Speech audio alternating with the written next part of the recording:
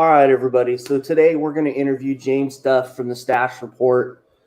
He has a very unique YouTube channel, so hopefully we're going to get to learn a couple things or so. Here we go. How's it going, James? Hey, how's it going out there? It's going. Just kicking back. Enjoying a nice long weekend. So right. anyway, what do you like to build? Primarily at this point, I think I've sort of gone back a little bit. When I was a kid, I built a lot of NASCAR kits, and I was really into NASCAR, probably really up till Dale Earnhardt died, which is when everybody left NASCAR kind of thing. And these days, I've found myself getting into like modern GT3 racing, IMSA and that sort of thing. And so I've sort of come full circle where I used to have a whole bunch of blank kits and a whole pile of decals, and now I have a whole bunch of blank kits and a whole pile of decals all over again for a similar yet different type of racing thing. And I have a large collection of Japanese kits, which is probably like what my channel is known for in the sense of doing like the news reports. We cover a lot of the overseas kits that aren't covered in American media, if you will. You didn't see that too many Aoshima kits or whatever get reviewed at back when Scale Auto was open. And then I have all the muscle cars and stuff that everybody else has. So I like automobiles in general. I'm not really pigeonholed into a genre or a decade or anything like that. So whatever floats my boat. So you might know this. Why are the NASCAR kits snap kits now? You know what I mean? Like they don't really redo new kits of that, right? Right. I mean, you have Salvino's JR with their new company. I mean, they're obviously reissuing a bunch of the monogram stuff that they bought when Blitz, the new owners of Revell, sold it to Atlantis, and then Atlantis sold it to Salvino's. But they have their new things. It seems like racing kits in general, regardless of the spectrum, are very much right now vintage, if you want to call it that, from the 70s and the 80s, early 90s. That part, we've seen a lot of that through the Asian manufacturers as well as the U.S. manufacturers. And a lot of the NASCAR stuff is licensing. So it's hard to reissue something with the same decals that they had in the past because you can't get this company to agree with that company or whatever the case is, which is why the Salvino stuff have new decals to them. Well, I mean, that kind of makes sense. Because it's like probably the last 10 years, it's only been the Revell snap kits that have come back out. Right. They did a series of snap tie kits, and then there was a series of glue kits that came after them. They made glue versions of that Ford Fusion and a glue version of the Chevy SS, but that was right before Habaco imploded, so those only lasted so long. They came out 2016, beginning of 2017, and that was right before the slippery slope into dissolution and new ownership. So I'm gonna ask this, and you might know and you might not. Okay. So why is the hobby getting so expensive from the retail side of it? Well, I think the best way to look at that is to consider what the retail was like when we were kids. I interview with Aries last week, and you said you're 42, so I'm 43, be turning 44 in July. So we're the same age as far as what the kit prices were when we were kids. And you had KB Toys and Toys R Us and whatever the West Coast version of Children's Palace was, because I know that's a West Coast chain. It was just named something else out here in the East. And Kmart and Hills and Murphy's, and I'm old enough to remember when there was still a Woolworths in town, and Walmart carried kits, Target carried kits when they first opened their stores. And when you have runs of kits that are going into the tens of thousands of kits to fulfill all those orders without even getting into local hobby shops, that's just a volume thing, right? If a new tool in 2021 would cost somewhere between $250,000 and $300,000 from the research and development part up till it's in a box on the shelf. And if you're dividing that by 100,000, well, kits probably cost $3 to make at that point. But a kit run in 2021 is only 5,000 kits. And so the math dictates what the price is. And Oh, okay. that's where your price, because you have Hobby Lobby, and Hobby Lobby has 900 some odd stores now, so they're buying pretty much a whole production run themselves of any kit, because that's basically works out to be about half a dozen kits per store at that point.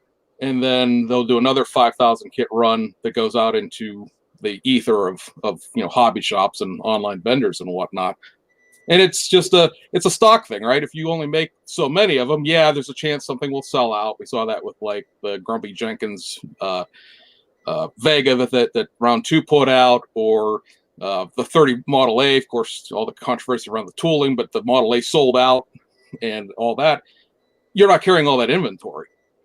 You ship it out, it's gone. You don't have to worry about it anymore, and you move on to the next thing. Whereas, if you made 40,000 of something and you can only sell 20,000, now you still have 30,000 kits sitting around in a warehouse someplace, and that's when you get into those, well, that kit was a bomb, it was a fail. That's why we don't see XYZ type of kit anymore.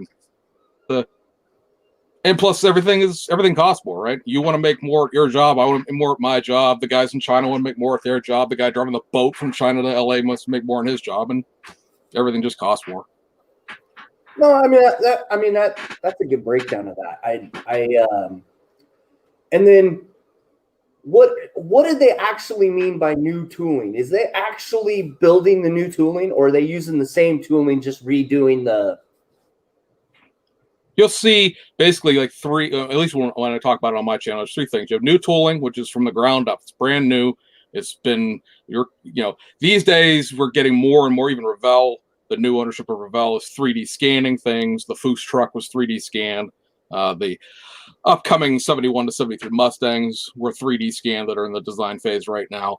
And then a lot of the Asian manufacturers have been using that for a decade or so. It's expensive, and Revell obviously didn't have a lot of money prior to 2018 when things were going down the drain, but that's from a ground up. A modified reissue is, in a sense, the tooling has been modified in some way or another. The 68 and the 69 Chevelles that Revell just put out are a great example of that. Both of those are the same base tool, but one has a different body size, a different interior pattern, and all that is done at one time when the tooling is cut the first time, but they just sort of save it off to the side, and that's going to be the next modified version of that kit.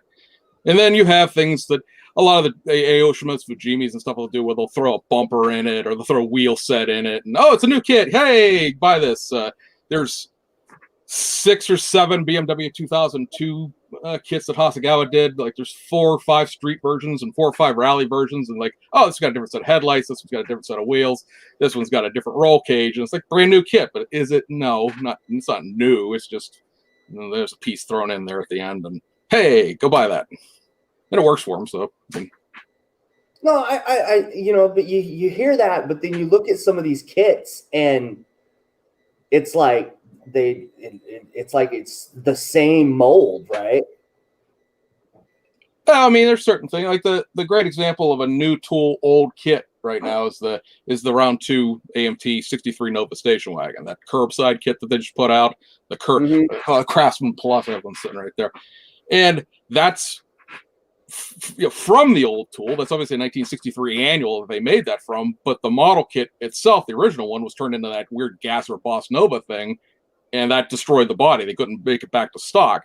So when they decided they were going to redo those kits, they had to make a whole new body. And then it became we're going to do a body, we might as well just do the Craftsman style, where it has the interior and the curbside chassis, because the parts to the kit, the engine, the chassis, that trailer that it came with back in 1963, those parts all still exist, but the body itself was so jacked up from becoming a drag car that they went back and made a new body, and then they just sort of made the rest of the curbside. Because in the end, what you're going to see with that is probably you have that kit, then they're going to reissue it again. It'll have the new body in it, but it'll have all the old parts, and it'll probably come with that trailer like it did in 1963.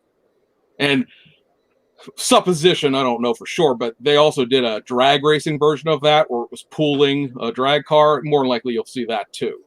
And so that investment on that whole new tool, which probably cost not quite as much as a new tool kit, it's only like 40 pieces in it, but the new body anyway, it's going to be used 3 times over. So you can make that kit cost $25, $27 instead of $40 or $50, because you're going to reissue it at least 3 times, and tens of thousands of different kits over the lifespan of that reissue series. So how do you think 3D printing is changing the whole aspect of that?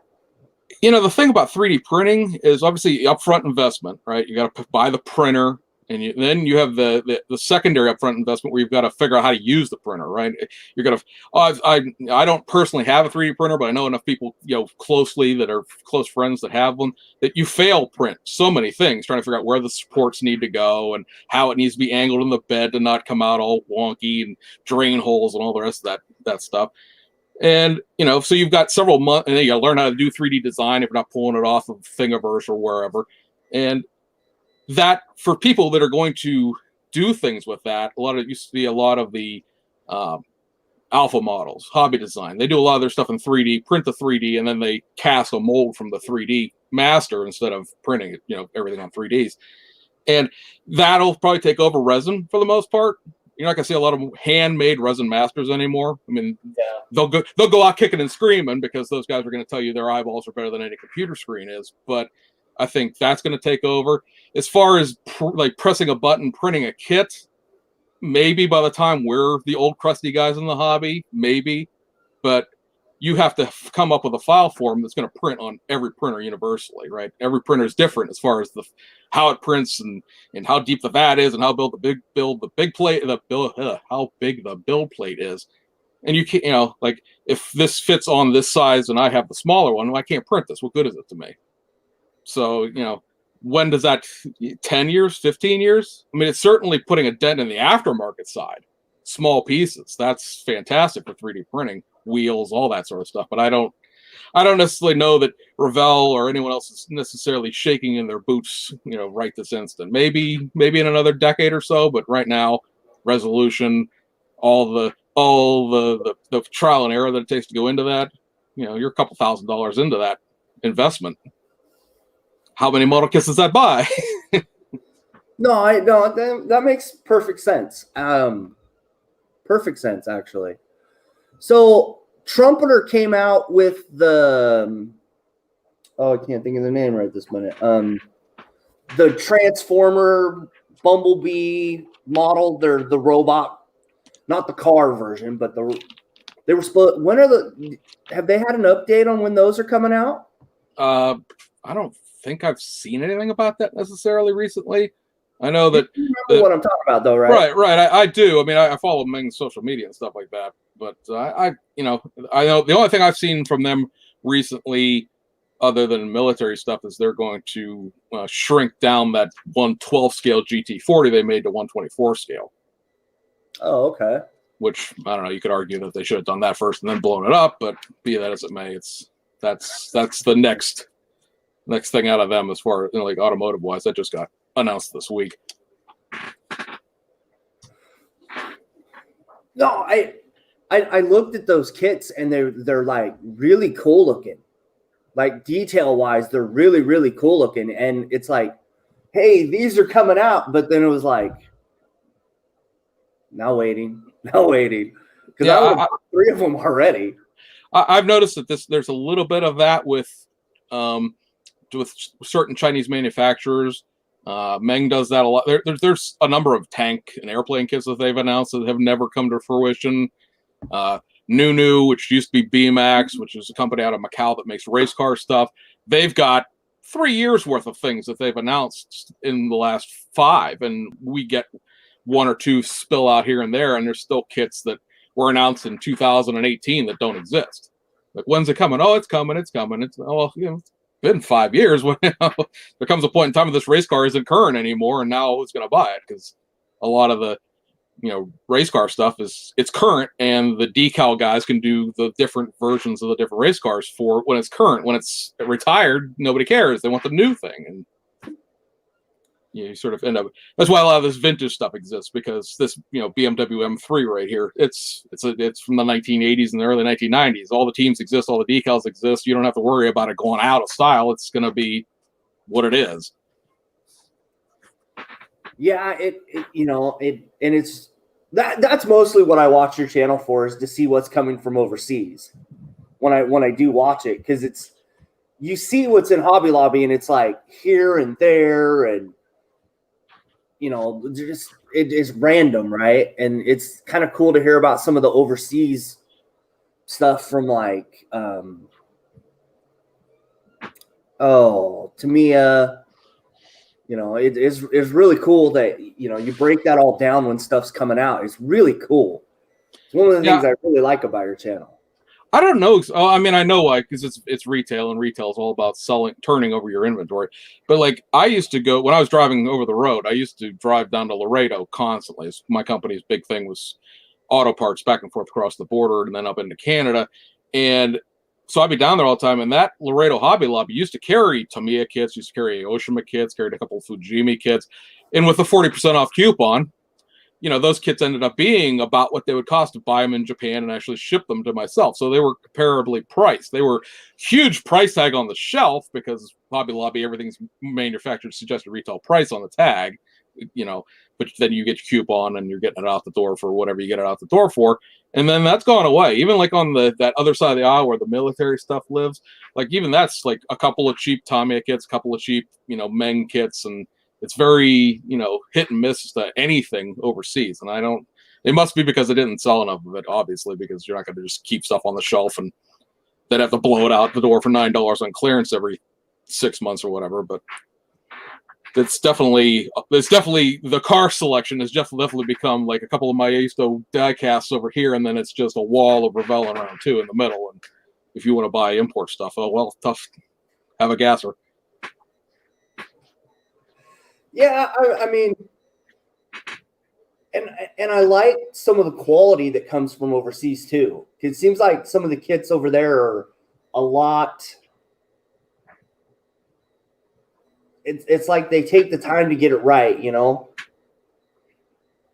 Well, yeah. My impression. I mean, even within Japanese kits, I mean, you sit here and you go, okay, well, American kits, well, Revell was good, and then round two, most of the stuff's reissued, and then you have Mobius and Salvinos, and where do they all slot in, being smaller manufacturers. If you go overseas, like Tamiya is Tamiya, right? Bandai's probably best of all, right? Just in general model kits, they make the best model kits. Period. They do slide molding where the screw comes out in different colors, and how does that happen? It's magic. And then you have, as far as cars go, you have Tamiya, and then you probably have like Nunu, Aoshima, and they're all fighting for that second, third place. Hasegawa's in there, and then you have Fujimi, which is like the MPC of Japan. And it's all a matter for them as it is for everything. Like any model, the kit that you see made, and you look at it when it comes out, you automatically at this point should be thinking, well, there's 2-3 more of those kits coming. Like whatever it is, there's variations. There's Tamiya is probably the only one that ever does single-use tooling. I mean, even they'll get like a second version out of it or something, a clear body, or with the airplanes, there's a F4 of this, and then a later version. But they're pretty much single-use, and that's why they're so expensive. Because if you're going to build that McLaren Senna, the hell else are they going to do with that McLaren Senna? It is what it is, and so there's no, unless they do a clear body, which would be just like injector pin nightmare. What are you going to do with that? So it's $62. But, if Aoshima is going to be like, oh, we're going to put out a Nissan GTR.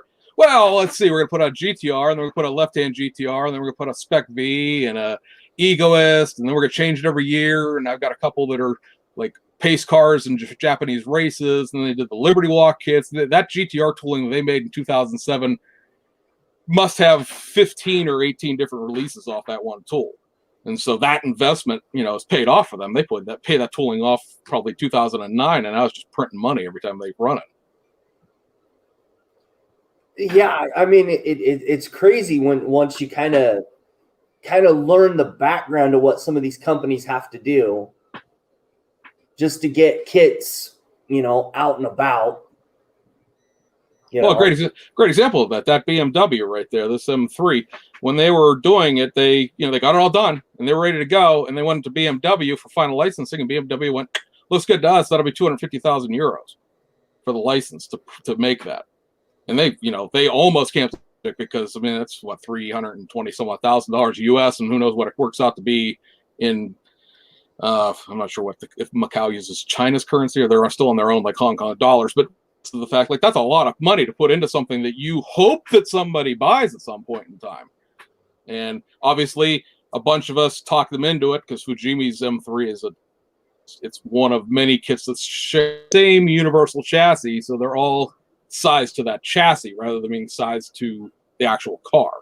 It's like if you put that kit out, people will buy it. People have been itching for a new one of those forever, and now it's 6 variations in, 6 tooling, and the M8 tooling, all these BMW kits.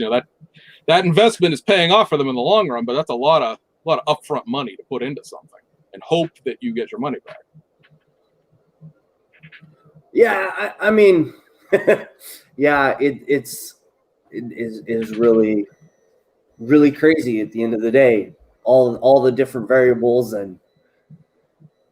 but when you saw round 2 here just recently got invested in by that venture capital firm, right? Tom Lowe kept 51% and they sold the rest of the company to an investment firm in New York. That has less to do with, oh no, round 2 is running out of money and they're going to sell themselves to another company, and more to do with the fact that it costs a lot of money up front, licensing, tooling, and all this other stuff. You need cash up front that you're going to get back later, but you need that money now. And so the term in finance is patient capital. Like, you invest in it, you have time to wait for it to get your return back. Because think about that new International 4078 Transtar, 300 some odd part model kit. That's more than $500,000 to tool that thing up. Mm-hmm. That's a lot of dollars you're putting into something that you hope the truck guys who've been screaming, "I want this kit back" for 30 years, actually really go out and then buy that truck kit. Yeah, and then round 2 just got, what was it? It was either Star Wars or Star Trek, right?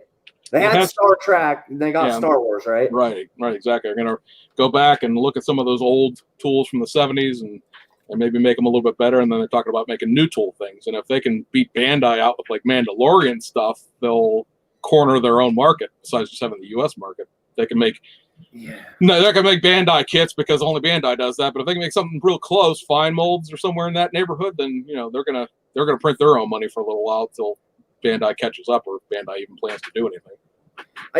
I know with the last set of Revell stuff for the movies that came out, I got the Kylo Ren one, the big wing ship thing that he drives, or was part of. When I put that together, you could see the 3D printed lines in that. So I'm kind of curious to see if they're going to do the same thing, Yeah. It'll be interesting to see what they do with it. I mean, they've got right now. They just added to the distribution list and they mentioned it in that video they did at the beginning of the year, where they're going to make that pre-assembled. I think it's an Enterprise Star Trek kit, and it's all painted, already assembled. You just buy it as a collector's item, and that thing is $400. And I guarantee you, they'll sell all of them that they have, because people will Star Trek. They'll make their money back on that. Oh yeah, and you see a lot of that with round 2. Like, their new tooling for the past 5-7 years has all been in Space 1999 and Star Trek and stuff like that. Because whether anybody wants to have the discussion, car modelers tend to do a lot of that. When I was a kid, they cost a blah blah blah, and sci-fi guys, they don't. It's, ooh, this is a Star Trek thing, I have to have this. I don't care. The one Enterprise that wasn't built, that was a bigger scale one that had like the aftermarket set with different decals. That was like $189 unassembled model kit, and the decals were another $30, and they gone, sold out, and it's no problem selling it. You tell a car guy, hey, it's going to cost $35, and they start running around in a little circle going, hey, it was $5 when I was a kid. It was $5 when I was a kid. And okay, great, but it's not anymore. Sorry. Yeah, I mean, actually, the one that I want to see come back a little bit, but Pegasus, I want to see him try to do some more of that Battlestar Galactica stuff. That was a really good line. And I mean, I've only had the Centurion, I think is what it's called, the robot thing. And I never could get my hobby store, and I don't go online and buy a lot of stuff. If I can't go to a store, I try to buy from the hobby store or Hobby Lobby, but they just ran out of that stuff. Right. Yeah, it's because Pegasus owns Mobius now, and it'll be interesting to see like what they do in general. I heard they're moving to a different location right now, so that's got everything all jammed up. But the Pegasus Automotive, the Mobius Automotive stuff sort of came to a drizzle there. They put out the new Ford kits, and they did that other version of the Hudson Hornet, and then we finally got the 48-foot flatbed trailer. But like, what else is out there? Like, I've heard rumors, but I don't know anything enough to be like, by the way, Josh, there's a XYZ coming. I'm very interested to see what they end up doing with that, because Mobius's kits were tooled up by the same guy that did AMT Ertl stuff towards the end through the 90s, through when they got bought out by Racing Champions. So at least to me, as somebody who grew up building a lot of AMT Ertl kits, Revell did me dirty with that 57 Chevy where everything opened on it, and I swore off Revell as a kid for a little while. And so I built a lot of AMT Ertl stuff as a child.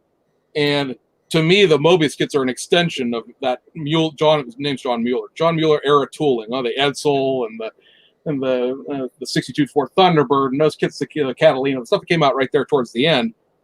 Well, he's the one consulting on the Mobius stuff. So those Mobius kits to me just feel like what AMT Ertl would have been if they still stayed around, if they hadn't been sold to Racing Champions who didn't know what they wanted to do with them, and then round 2 bought them and didn't do much new tooling with them. And it seems like that's sort of the continuation, because those kits to me build up a lot like those AMT Ertl kits. You could feel you could see his fingerprints on that, the way the kit's engineered, the way they go together.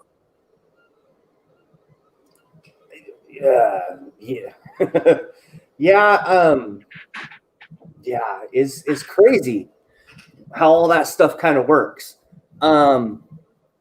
It's a small club of people. This guy worked for MPC, then he worked for Lindbergh, and then he was over here, and this guy worked for Monogram, and then it's like it's a very close knit community, and that'll be the thing as we move on here. Those guys, time waits for no one. It'll be interesting to see who they bring in as younger influences into those companies. Just even if they don't go, oh, we're gonna make nothing but 90s cars now, because they won't. But just like the youth perspective, there's that big push to 3D scan stuff, right? It's you 3D scan it, it's more accurate. As far as who programs it, right? Because the computer thing, garbage in, garbage out. You program it wrong, it's wrong. But that's those kits that Revell 3D scanned are the ones that you never hear anybody complain about, right? No one's ever said, boy, that Foos truck doesn't look right. Because they scanned it off the original. It looks like Foos truck. Some people said it was going to be the old 53 Ford tooling, and they were just going to tweak stuff. And it's like, if you've seen a stock 53 Ford and you've seen the Foos truck, they don't look anything alike in person. They're two wildly different trucks. So 3D scanning that to get all those subtle shapes right was what you had to do. And I'm really looking forward to those 71 and 73 Mustangs. That MPC kit is old, and it wasn't good at the time. Then it was put to 73, and it's put back to 71. And that's put back to 73, and they just retooled the front end on that James Bond version a little bit, but like it's accurate to nothing now because it's been sent back and forth through the years so many times. The Chevelle that AMT had, the 68, 69 Chevelle, right? It's an annual kit, so it was in 68, and then it was in 69, then it was sent back to 68, then it was sent back to 69, and so it doesn't have the marker lights for either of them on it. The interior pattern isn't right, and it's like, okay, the real kits are out. They're better. Good, yay. Put that away. Yeah. So your channel is called the Stash Report. Is that based on your stash or what you want to get in your stash? Well, technically, it's called the Stash Project because the Facebook page, because I saw a lot of this is going back to the channel will be 6 years old in June, and it was a twofold thing, right? So I saw a lot of people talking about their model kits, but nobody really built any. And now I realize the irony of that because I don't really build that fast myself. But it was more to get together a group of friends and talk about models and actually support each other through the building process. And, I've always been someone myself, at least, because I can't speak for anybody else, might tell anybody else how to do their hobby because that's pointless. But to me, it was always incremental improvement, right? You're not going to go from I just bought my first model and I'm Gerald Wingrove in a museum. That gap isn't going to change on the first day. But hey, my paint job's a little bit better on this one. Oh, I didn't glue blob the windows on this one. I got the chrome on this one without being all fiddly. Like, there's just those little steps. You look back a year and, wow, I've really improved. It doesn't seem like it at the time, but looking back, I've made an improvement in my skills and in my building. And then the other thing was people will go and still do this online all the time, where they'll be like, well, my third cousin's fifth brother told me Revell's going to not make the, and it's like, this is easily accessible information, but it's not in one place. And so the Stash Report, which became this weekly video series, was just taking all that information from all the different sources and condensing it into, try to keep it under 20 minutes, but sometimes it doesn't work that way, and just have it be a thing where, if you want to watch me talk on camera, which I realize isn't some people's thing, you can come over and see. And I put the American stuff up front because I know not everybody's into the foreign stuff, and so you can tap out and be on your way, and just sort of and cover all the Asian stuff. Because if you sit down, you realize, well, Jesus, Aosh from Mauritius is like 30 kits a month. Like, they're only doing like 1,500 kit runs, so they keep reissuing it all the time. But there's a lot of kits that come out of Japan, even compared to AMT and Revell, when Revell before Habico went out, when they were doing like 2-3 kits a month. And are you going to buy all those Aoshima kits? No, because you already have them, because they're just rerunning things to keep stock. But it was just a place people could come for a source of information. And then it became the top of the month videos we do, the first of the month, where it's like, here's everything that's going to come out, because I don't expect you to remember what it is, because half the time I don't remember what it is. That's why I have to write it down. So to give you that idea, where's your money going this month? What did you pre-order 3 months ago that you forgot about that's coming out, and you got to make sure you have money for that kit for that Hobbylink Japan, or over at Model Roundup, or wherever you go if you buy stuff online. Yeah. And didn't there for a while you had like a co-host? No, I've never really had anybody on. I've done a couple live streams where I brought people in like this, but I've never had a. Oh, maybe person. Maybe that's what it was. Because I took my personal build channel stuff and I put it onto a second channel, because I found that, and I'm not a person that sits around and looks at my analytics, because it would drive me crazy, but I found that when I do build something, I put it on this channel. Well, not this channel, it's your channel, but on my channel, the view I'd lose subscribers and the views would be real low. And people are like, it's a news show. Why am I watching you build a model? So okay, like last year, I went, okay, so the build stuff's going to go over here, and this is just strictly going to be news and information. And if you want to watch me slowly build a model that never gets finished, you can do it over here. And every Monday you tune in, or Monday. This week's video didn't even come out yet, but every Monday you tune in over here and we'll tell you what's going on this week. So what's the name of your other channel? The other channel is called JD Skunkworks. I was when I was growing up, I was really into aviation. I logged thousands of hours on like Microsoft Flight Simulator and stuff like that. It's what I wanted to go to college for. That isn't what actually worked out happening, but I was always really into like the skunk works aspect of what they did during the war. I found out that technically you can't use that because they've copyrighted every version of that word. So it's just, most of my videos are just JDSW, and we go with that. But yeah, there's like 100 of the guys that are in the chat room, probably because they're the guys that are always in these names I see are always the people that are always commenting on the videos. But it'll grow organically over time. I want to do more with it, but I've got 3 kids, a full-time job, and it's getting that one video a week out is an adventure sometimes, let alone going, oh, well, I'm going to light the studio a certain way, and then I'm going to get a new camera, and lots of ideas, but no time to implement. See, when I started this, I was in shipping. So I had all kinds, I had time to do the hobby, and since February, I moved into programming. So now I've been doing nothing but learning how to program parts at work. So it's like, I do this, I do a little bit of hobby stuff, but really my doesn't move very much anymore. Like this weekend, because some people wanted some more 3D prints for me. So I had to start up the printer. And yeah, so I've trying to make some money on the side, but right. It's just crazy, once you get the channel going and then try to find time to do the hobby, and then you got to make time for everything else. And I've noticed that, like, you do primarily like live streams, even when you're not doing the interview stuff. But everybody here, because Aries is in here and Fred's in here and Dustin and Brian and people, like all those guys do like actual videos. Man, okay, I can sit down and spend 15 minutes talking into a camera, but then I got to go back and post produce that thing. I got to put all the pictures of all the model kits into the video and have them run the right amount of time I want them to run them. And I'm like, yeah, man, this is another full-time job. I wish I could quit doing what I'm doing and actually just work on the model stuff and the YouTube stuff, but I don't have this like a money tree out in the backyard. I keep looking, but nothing's growing. So Yeah, tell me about it. It's, and I only have one. My son's only 8, so it's like, some days. yeah, so I realize that I'm in an incredibly fortunate position because this house is actually my grandparents' house, and when they all passed away, it became my house. So I don't have a house payment, and that's how I can afford all this stuff. And so, yeah, I'm fortunate in that I realize I live in a hobby shop because that's my income situation. But you know, I I would love to be able to just every Monday. There's that weekly video. Hey guys, come on, because I actually let me grab this. I should buy like a camera arm, right, to mount my camera up over top of the desk. And it turns out that this bracket that mounted on the desk is a 1/4 inch too thick for the desk that I want to mount it to. So that's going to be my project after I get off here is grinding a hole out of the side of this desk so I can mount that stupid camera mount.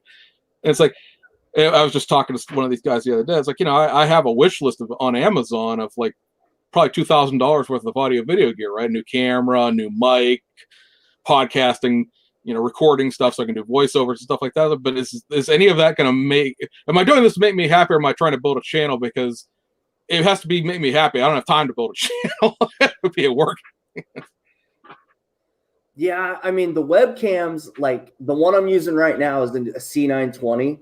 That's what I have. And it works great until you want to get really close to something. And then I switched to, let's see if it'll let me do it.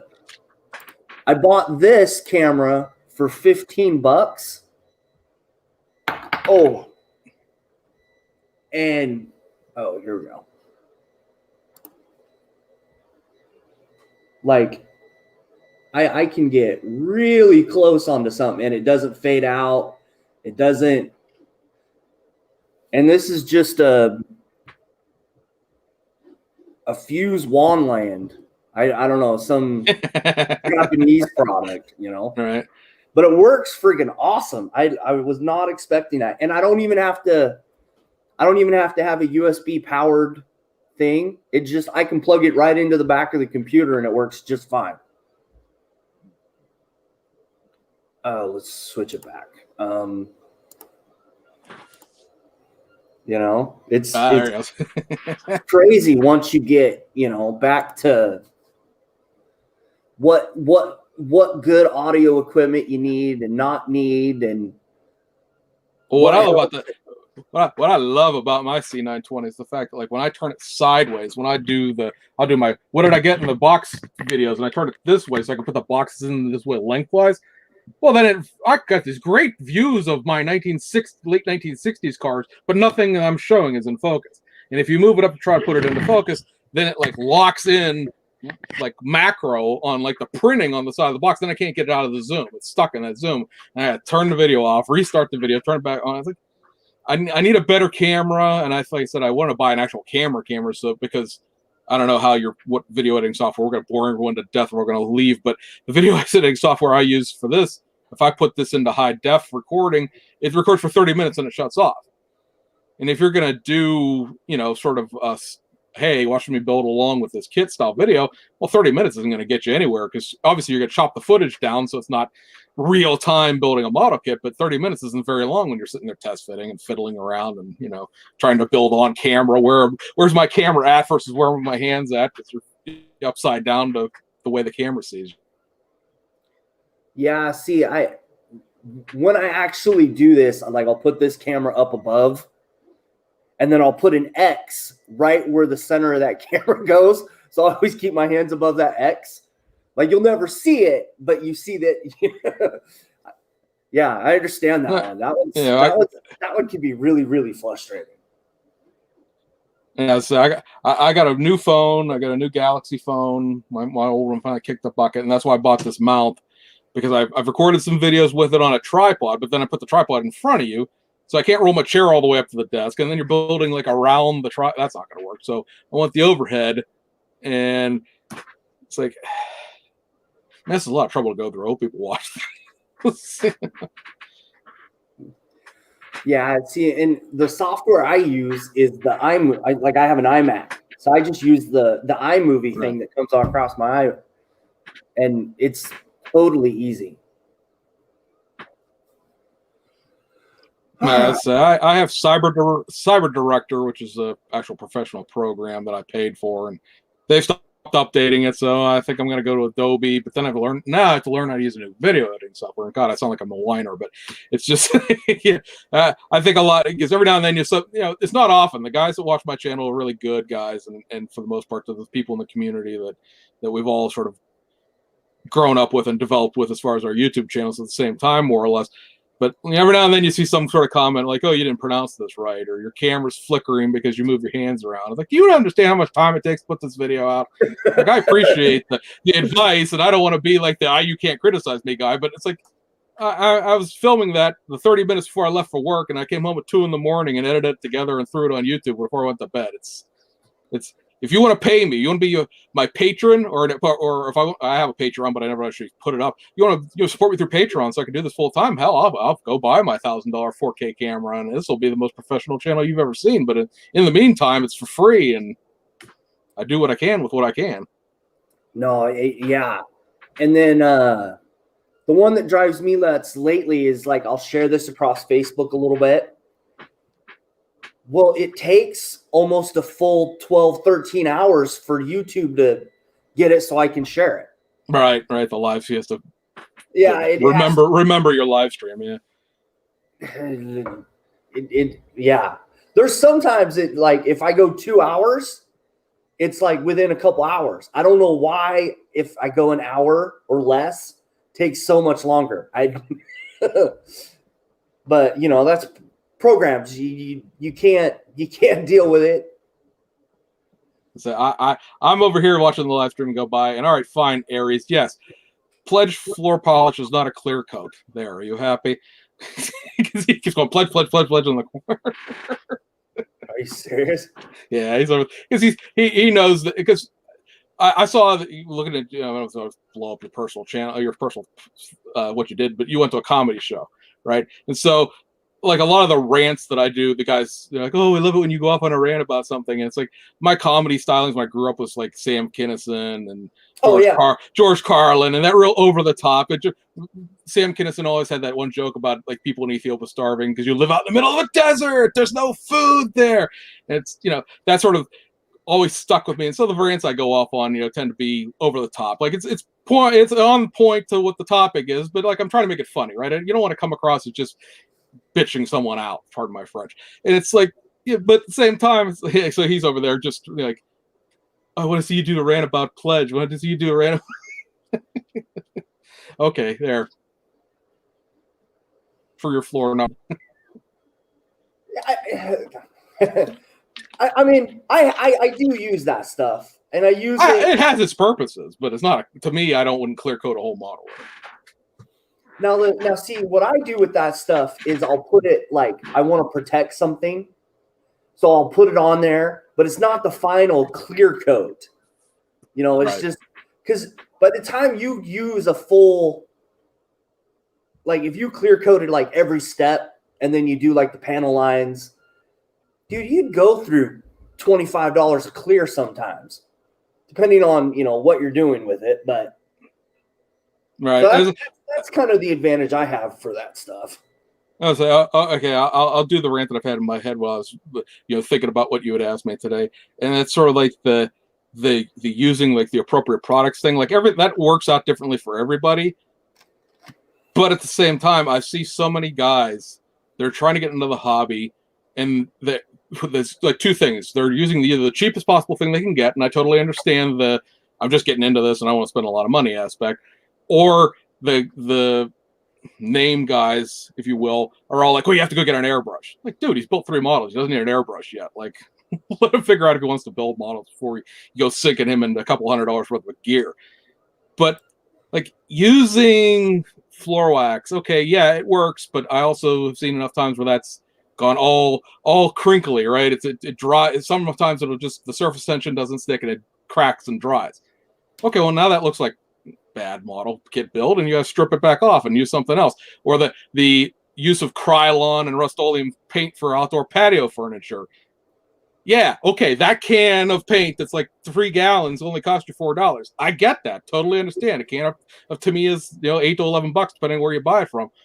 But if you paint it and it either wrecks the body because it actually goes through and etches the body, or you've had to strip it 2 or 3 times to try to get it to go through, did you save any time or money? Because like after you're 5 days into this, threatening to throw it at a brick wall on Facebook because you can't get the Krylon to lay flat, like, okay, if you just bought the more expensive product that's actually made for the thing that you're doing, Yeah. spray paint your grill with that other stuff, then believe me, we'll be in a much happier place. Like I lived in an apartment when I was 19 years old with no electricity for 6 months. I was that broke. I get being cheap, but it's a hobby. It's something you do with expendable extra income. I have 3 kids, right? It was one point in time where our 2 youngest ones were, you know, real close together, and I was the only one working. When I was the only one working, I didn't buy any models for that time because all my model budget went into formula and diapers. It's just the way it is. Like, I totally get the finance thing, but there's a difference between cheap and being frugal, right? I don't want to spend more than I have to on anything, but I'm not going to go buy the cheapest thing I can because that's more than likely going to lead to heartache or a disaster. I mean, the reason why you can't call Revell up and go, hey, I need a new body because this one came all crunched in the box is because 2 people correct their bodies and want to try to claim a free one because they wrecked it. No, you messed that up. Go buy another model kit. You've ruined it for everybody else. Now I got to send in UPC symbols and take pictures of it with our kids and send in like the picture of the newspaper with the body next to it, and just to get something that was their fault for, you know, manufacturing wrong. So like people need to learn to use cam before they graduate to an airbrush. I'll totally agree with Fred here. I have contest winning models that I built with a spray can. I mean, airbrushes are really, really, really great for either graduating to that next step of painting bodies or doing detail work, right? You can paint the black around windows on a modern car with a paintbrush, but it's going to look better if you airbrush that on. But there's like that. Oh, I'm gonna run. I'm not stopping it. I'm not climbing these steps. I'm jumping to the top of the building, and I fell off on the way up. Yeah, it's, you know, it's, I think one thing that a lot of people don't understand, if they're either coming back to the hobby and they've been out of it, or they're just getting into the hobby, if you're a kid watching this on the unlikely circumstance that actually happens, is the people on YouTube. I started building my first glue kit that I can remember is a 1985 Pontiac Firebird. It's a monogram kit. I was looking over here because I bought one to replace it. I didn't paint that because it was molded in color. Molded in color, you don't have to paint it. It's molded in color. But I did, if you remember, I think it might still sell. Tester sold that gloss coat in the big jar glass bottle back in the 1980s. Oh, yeah. I painted that. I painted that with the biggest white vinyl paintbrush they would sell you out of Testers. Painted that, looked like a glazed donut when I was done. And then that car has gold trim around the bottom and has gold wheels. And I painted that with bright yellow gloss Testers bottle paint. That, my friend, was a glue bomb of actions. But it was the first model that I built by myself, and it's what spawned the rest of all of this. But yeah, okay, I have trophies, I have ribbons, I have medals. They're all nice. Judging at a contest is a subjective thing that could be a whole separate show of itself. But like, that's 35 plus years of doing this on and off that have gotten me to that point where I can pull a model kit off the shelf and go to a contest and win something with it. You're just not going to do that out of the gate. And I think too many people, that's sort of the double-edged sword of social media, right? Like, I have friends in Hong Kong, I have friends in Russia, I have friends in England and all across Europe, and I have, you know, ins at these different Asian model companies where I know people that can leak stuff out and take advice, or not advice, but take what I want to see done and that kind of stuff. But the other thing is you see all these people's fantastic builds. Fred's a great builder. I love watching his stuff. And he's the last comment I saw come up on the screen there. And but if you just sort of build models, guess what? You're not tubbing a Pro Street tomorrow. That's just not a skill that you're going to develop tomorrow between now and then. And it becomes very frustrating to see these really, really nice models, and then your model is, it's got glue all over the windshield. And I've listened to a podcast, and I heard this, somebody says, like, before social media, we didn't show models to anybody. You might be in a club, and those guys might see it. You might go to a contest if they're around your house, and those people might see it. But like 15, 20 years ago, you built a model and it went on your shelf, and that was it. Nobody ever saw it.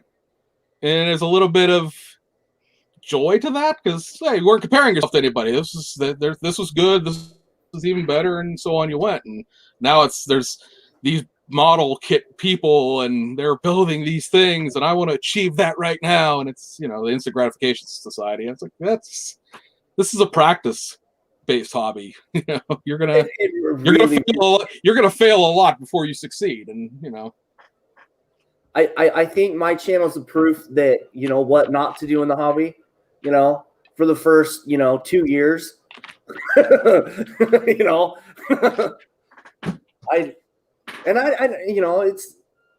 I've gotten better over the years, but I still feel like not all my stuff turns out great, which is still cool. I still show it all, but I try to, and that's some of the cool thing about how this channel kind of, these segments kind of, I'm just pulling info out of people, and it's been absolutely awesome for the most part. Everybody seems to be enjoying it. So Fred has a comment here. It's like, thanks a lot. He's just hiding his mistakes. Like that's the other thing, right? Nobody ever shows their mistakes when they're on YouTube, right? Nothing bad ever happens. It's an amazing, spectacular build from start to finish that has nothing bad ever happened. Like, yeah, I think took a ride on the lightning across the floor a couple of times before it came back on this bench, and you saw it the next time, Even the best guys are screwing things up and having to fix things. Painting is a black magic, man. It's not some. The humidity's different today than it was yesterday, and the lighting was different than it was yesterday, and now this paint job is just crud, and the one yesterday was fantastic, and I can't figure it out,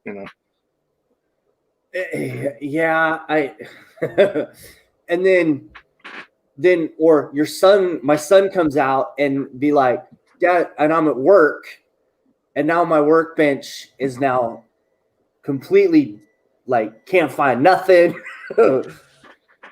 So my kids have been, well, they're young. I have a 19-year-old who's in college, although she didn't go to college this year. Obviously, she's been at home. And then I have a 10-year-old, soon to be 10-year-old, and an 8-year-old. And I tried to get my 19-year-old in the building when she was a kid, and she built a couple of things. And she went on. She's a very artistic person, very creative person. She probably somebody who would be really good painting with an airbrush, doing the canvas airbrush painting. I think because she does an awesome job drawing and everything. But my 8-year-old son is starting to wander around and be like, Dad, what are you doing? Dad, can I build something? Dad, I took him to the hobby shop the other day, figuring I'd get him another build and play because they both did some build and plays a few years ago, and I ended up walking out of there with one of those Brooder 1/16 scale plastic German toys. I'm like, wait a minute, I thought we were getting this model. Oh, okay, I was bamboozled. Yeah, but he's starting to kick around a little bit. Cars down here. I'm like, yeah, no, don't build cars down there. I'm well aware of that. You think maybe? Uh-oh. Did he cut out? We lost it. Oh, there we are. But these are daddy skill level models. We need some, because I see a lot of people do that. Like I try to get my kid to build a model. Okay, great. Gundams are his jam. Yeah. Yeah, but my local hobby shop started to carry Gundams, so I might look into the smaller ones. Because I'm like, ooh, perfect grade. That's $190 off the door. But yeah, I see a lot of people like, oh, I try to get my kids to build models. Okay, that's great, right? And they're like, oh, I try to get them to use an airbrush. I'm like, wow, airbrush? Really? How old are they? 10. I'm like, well, were you using an airbrush when you're 10? You got to let them wreck some stuff because guess what? You wrecked a bunch of stuff when you were their age, right? I could distinctly remember building a 86 monogram Ford Thunderbird under my bed by flashlight at like 2 a.m. one morning, because that's just how into models I was at like a 10-year-old kid, right? I didn't, again, molded in color, don't need to paint it. So, that was, what am I doing building a model kit at 2 a.m. by flashlight? But yeah, it looked like I built a model kit at 2 a.m. by the flashlight too, but I was having fun. I was having a good time. You can't cram your 50-year-old modeling self into an 8-year-old, man. They got to start where they start, and they've got to wreck what they're going to wreck and have them, build up. You can't just be like, oh yeah, well, I build models, so he builds models, and he's going to use this, my SOTAR and just be, best of show out of it. No, again, let the people that are coming in remember where they were and come to their level. Don't try to drag them up to your level, because that's not going to work. They don't have, they're not going to have that, just the skill set, the base knowledge of understanding of what takes I go out and I use this 18 psi on my airbrush. They don't even have a compressor. They don't or you buy one of those cheap compressors. They don't come with a pressure regulator on them. I don't know what it's a psi. It sprays air. I don't know. You may remember as a kid, canned air, like like that. My first airbrush, canned air. Like, what psi was that running? I don't know. It just shot paint everywhere. Yeah, and it's really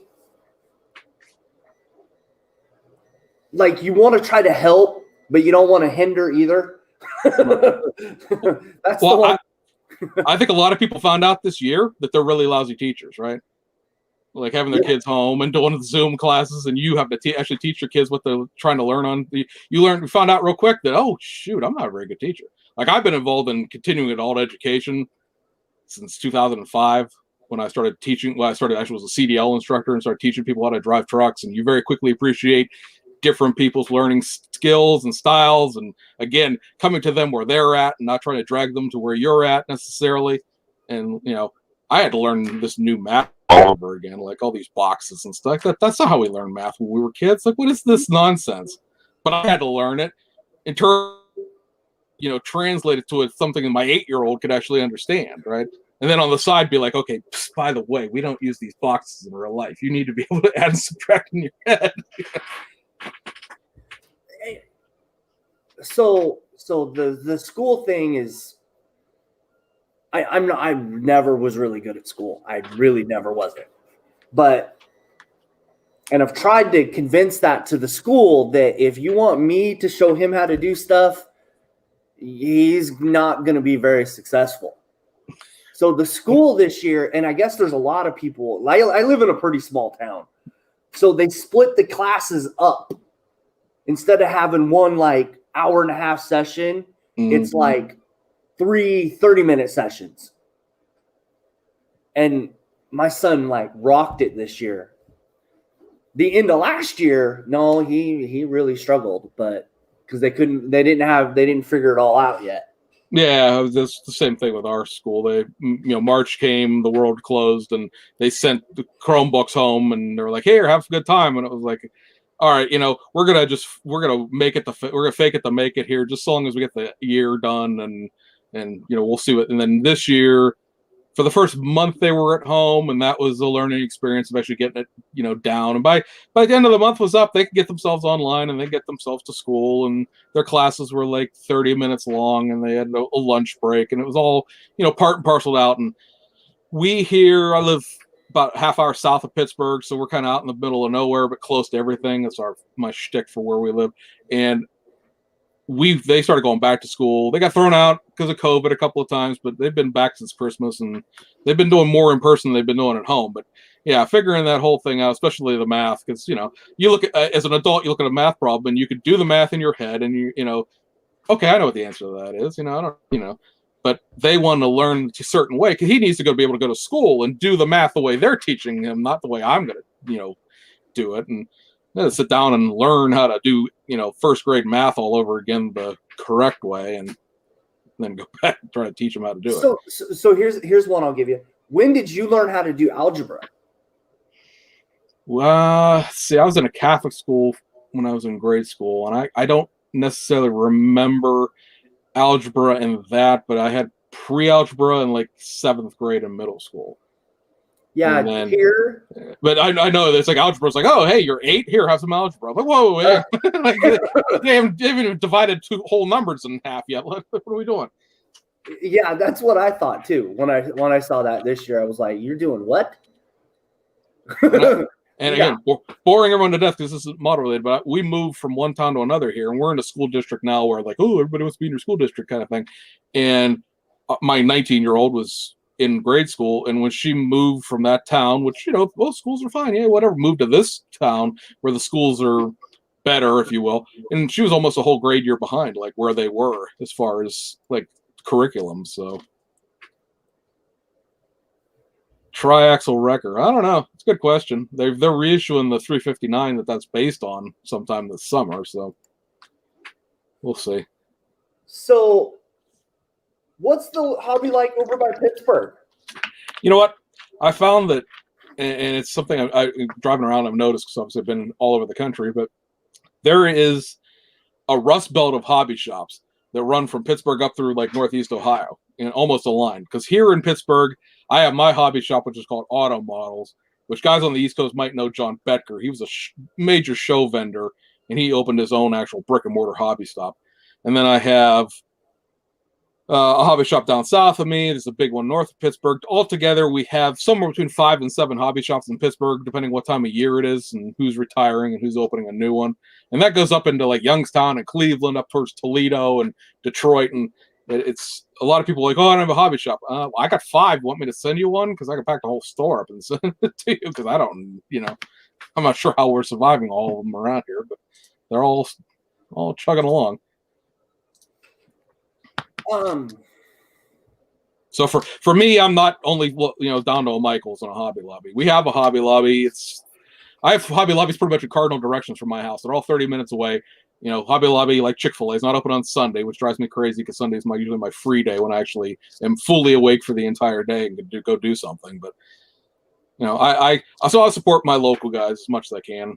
He's got Tamiya about on par with where it'll sell for me if I import it myself. So I get most of my Tamiya stuff there, and I tell them it's in my personal best interest to keep you open because you have all the paint and glue and all the supplies alongside the kits. I got to be honest, I buy more Revell kits than I do AMT kits because so much AMT stuff is reissues, and I either don't want it because I built it as a kid and I know how bad it is, or I still have the one from 1990s that I haven't built yet, so I don't need a second one. Although the new decals is tempting. No, we're not spending $20 on something we already have, kind of thing. Because other than race cars, I do a really good job of not duplicating, my collection. Like I have a lot of these race cars, and they're all the same, but I have decals to do different versions of them. But as far as like my actual kits goes, these are all, they're one of each, and try to move on there. So at my hobby shop, RC is probably one side of the thing, but if it wasn't for railroad, I probably wouldn't have a hobby shop.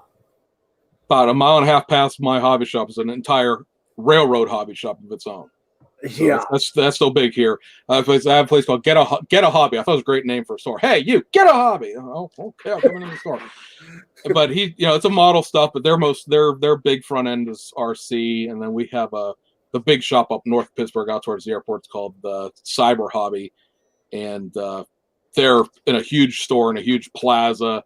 It's all retail pricing because they're in a huge store and a huge plaza, but they've got a huge train section and a huge RC section, huge model section with, every kind of plastic, doodad you can think of. And when I worked for the Postal Service, because our big distribution center for the post office is up right by that hobby shop. I used to go in there every weekend after I got off work and probably spent more money than I should have. But, where our hobby shop stuff here is been healthy. We've lost one because, old people retire. Like nobody's gone out of business. Nobody's gone bankrupt. Oh, I can't keep the doors open.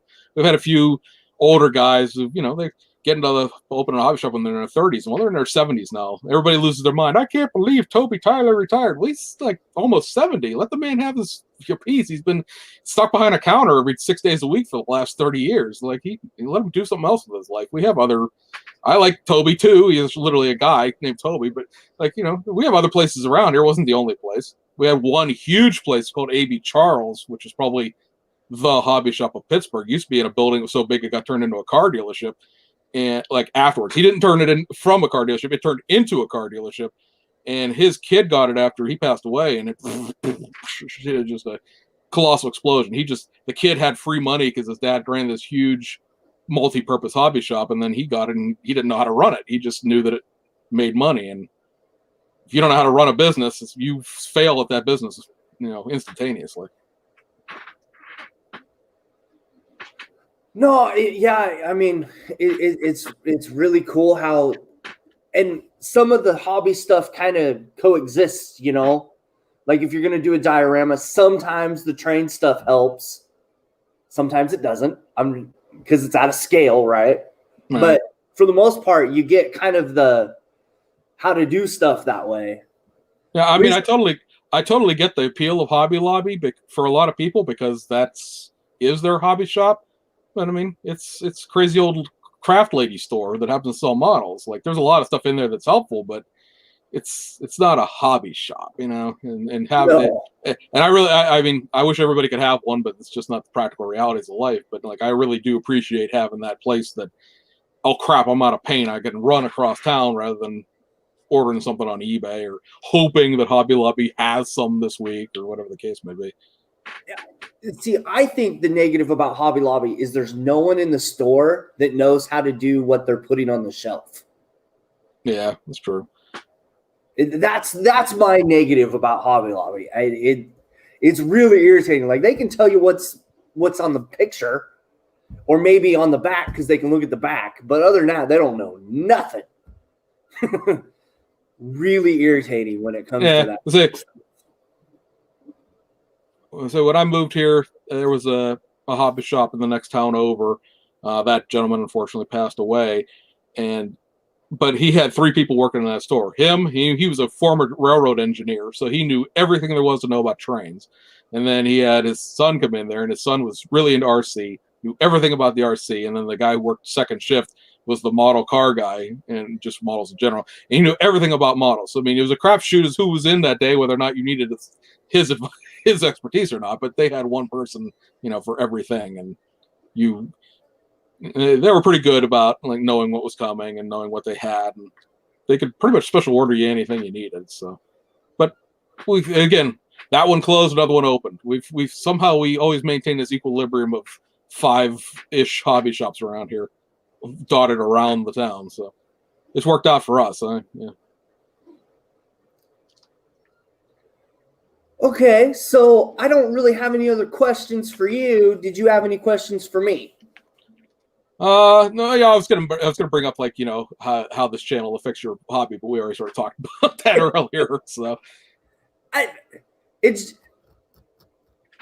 mean, with being in programming, just learning how to do it all, like I've gotten way better. They're gonna get me some classes, so hopefully in like 2-3 months down the road, when I'm actually not making mistakes at work, I can actually sit down and enjoy the hobby a little bit more.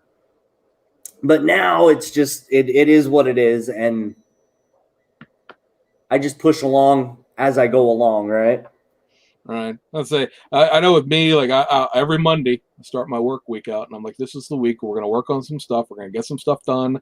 I'm sitting here looking at parts for about 4 different model kits that haven't moved in probably a month. And oh, hey, because I drive a truck. So it's like, oh, this place delays me here. That place delayed me there. And then, by Tuesday night, it's like, oh, okay, well, we're done. It's like we have nothing. We have no hope of getting anything done accomplished this week at all. And I understand that. This took a year to print out because I printed one piece at a time. Right. And now I'm going to start painting this as soon as I get some free time. So never. Yeah, exactly. So I know it's a couple of different people in this chat room's joking. I go, oh yeah, I'm going to work on that. I'm going to get that such and such done. Never. Exactly. I find I build better under a deadline. It's like, I'm not a contest builder per se. Like, I don't build for a contest, but I'll be building along and go, hey, this is turning out pretty well. I bet you if I put some effort into this, it'll be good enough to go to contest with. And like, if I don't have that, this past year's been a disaster for me. First of all, I didn't get any time off. Like, I was not a work from home guy. Obviously, you can't drive a truck from your house yet. When that happens, we're down here doing that instead of building models. But so I had like 5 days off, the 5 major holidays this year. And then other than that, I was working like crazy because the thing that I do is take plate steel to a place that stamps them into cans. And of course, like we mentioned off the air when this didn't catch the first time, everyone bought all the canned goods in March. So like that whole thing never stopped. And but where's my free time at? I don't have my free time. Where did it go?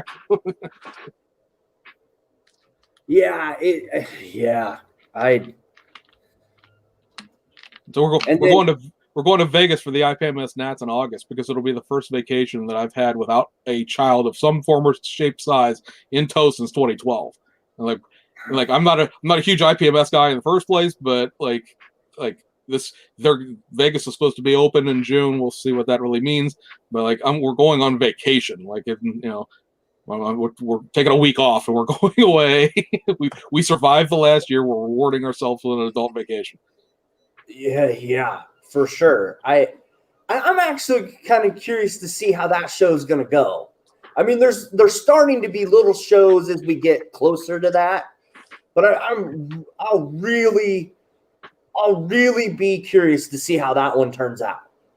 Yeah, I know that they've said at the last meeting, because they got reconfirmed that the restrictions are going to go from the state level down to the local level, and the local level they expect to open up in June, that they're going to set the vendor room back to the way it was without there being social distancing and moving all the tables apart. So supposedly there was a waiting list because they obviously had to cut tables when they thought they were going to do more restrictions in place. So we'll see.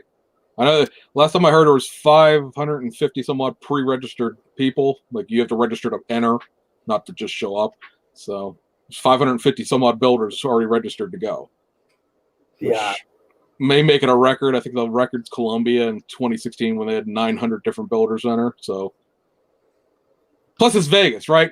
It's like that. This is the greatest excuse to ever go anywhere for a model show ever. It's Vegas. Because next year the IPMS Nats are in Omaha, and no shade on the Nebraska people, because I used to work out of Omaha when I first started driving a truck, but it's flipping Nebraska, man. It's not Vegas.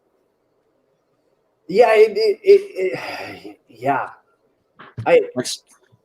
Like San Marcos was supposed to be last year, and it's going to be 2022, but that's San Antonio. There's stuff to do with you take your kids, go to SeaWorld and Six Flags and all the stuff down there. Austin being what Austin is as far as the music scene, if you're not going to have kids with you, but there's nothing to do in Omaha. I worked there. Big train when you come from Iowa into Nebraska, and that's it. You've seen Omaha. Congratulations. Yeah, I mean, I don't know. I've been kind of listening to some of the podcasts lately, and they're starting to interview some of the guys that are going to be working that event, and it sounds like it's going to be a pretty cool event at the end of the day.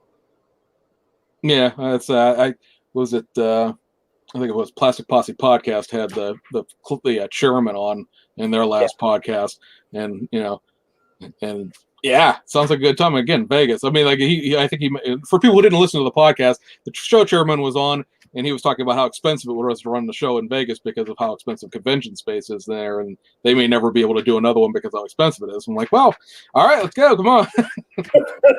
Yeah, again, drove a truck over the road. I've been to all 48 states, several provinces of Canada, but my wife has never been west of Toledo, so this is a big adventure for her to go. Make a vacation out of it. We're going to fly into LA, drive back up to Vegas, and go to the Grand Canyon and do all the touristy shtick along with going to the show, and so it should be a good time. There you go. That'll be a fun time. Yeah, I was like, it's how much time am I really going to spend there? Probably not much. I mean, I have in my collection 2 tanks that I won as a door prize at the IPMS show we have here in Pittsburgh, because they had a Hobby Lobby, or not Hobby Lobby, but a Hobby Link Japan gift certificate in the box, which I could probably spend on Japanese cars, not more military stuff. But like and I have a boat. If you remember, I can't think of what the guy's, his name's Andrew Leaf, but I can't remember what his Tactical Jackalope. You remember Tactical Jackalope? He used to run a channel probably 5-6 years ago.